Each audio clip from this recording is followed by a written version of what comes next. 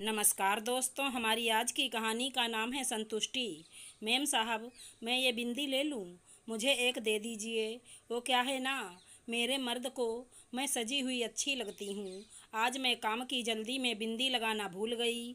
वो शाम को देखेगा तो उसे अच्छा नहीं लगेगा। चंदा ने अपनी मालकिन से हिचकिचाते हुए कहा, अरे इसमें क्या इतना घबरा रही हो? पूरा पैकेट ले लो। आप सजी हुई अच्छी लगती हैं। कभी भी कोई ज़रूरत हो तो बेझिझक बोल देना। प्रियंका जी ने अपनी मेड से कहा। प्रियंका जी एक प्रतिष्ठित कंपनी में काम करने वाली महिला थी। दिन भर व्यस्तता के चलते काम के लिए चंदा, जो कि मात्र 19 साल की लड़की थी, मगर कच्ची उम्र में शादी और गरीबी दोनों ने जैसे उसकी उम्र को दोगुना कर दिया था। चंदा दिल की बड़ी साफ और सच्ची थी, कभी कोई काम के लिए ना नहीं कहती थी। प्रियंका जी भी उसे चंदा दीदी के नाम से बुलाती थी। कभी चंदा सवाल करती कि आप मुझे दीदी क्यों कहते हो, तो बस प्रियंका जी कहती, आपका पद मुझसे बड़ा है। तब चंदा कहती कि वो कैसे? तो प्रियंका जी ने अपने अंदाज में उसे बताया कि हम औरतें एक घर का काम ढंग से नहीं कर पाती। उसके लिए हमें आपके जैसे मददगारों का साथ चाहिए होता है। आप एक दिन ना आओ हम बेहाल, मगर आप भी तो औरत हो ना।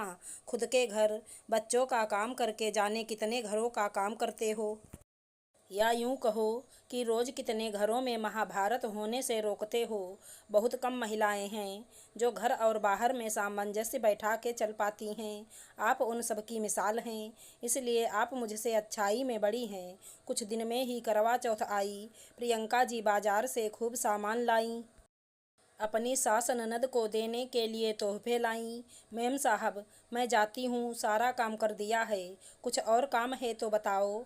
आप यहाँ आओ, मुझे बताओ ना, कौन सी साड़ी अच्छी है? कल करवा चौथ है ना, तो बाजार से साड़ी लाई हूँ। आप ही बताओ कौन सी अच्छी है।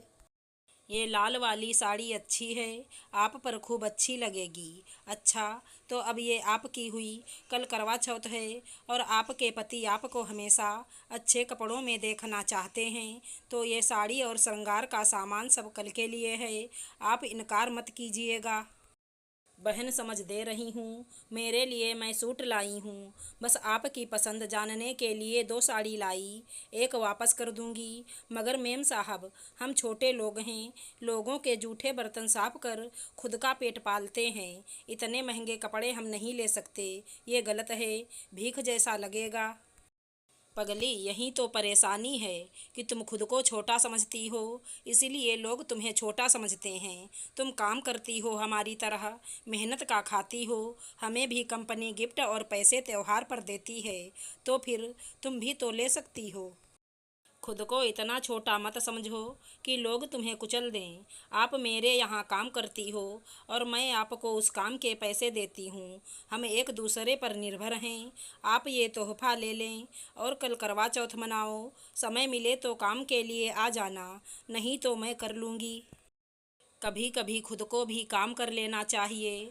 मुस्कुराते हुए चंदा ने तोहफा लिया और घर चली गई। प्रियंका को भी संतुष्टि थी।